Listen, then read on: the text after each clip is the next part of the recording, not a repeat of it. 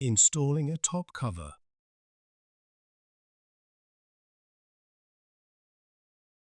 Attention! If you are installing a new top cover, make sure to attach the new thermal pads on the top cover first.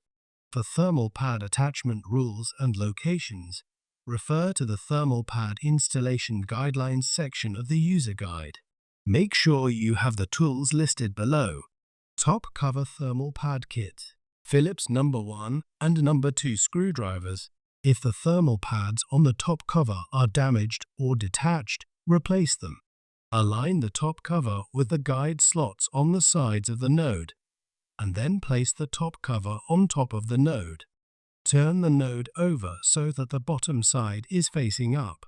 Insert the front and rear I/O brackets in the node and press them in place.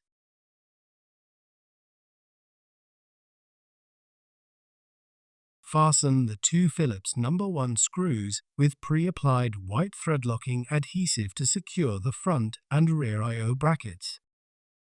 Fasten the two Phillips number 2 screws on the bottom cover.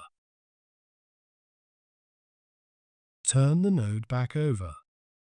Fasten the 4 Phillips number 2 screws on the long side of the top cover. Note: if the screw holes are covered by the fan cable, carefully pull it out a little, install the screw, and then put the cable back. Slide the XCC Network Access Label tab outward from the node. On the short side of the top cover, fasten the 4 Phillips number 1 screws with pre-applied white thread locking adhesive.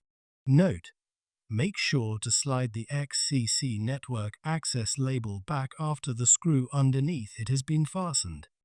If applicable, install the expansion filler or the expansion kit. Install the desktop mount fan shroud.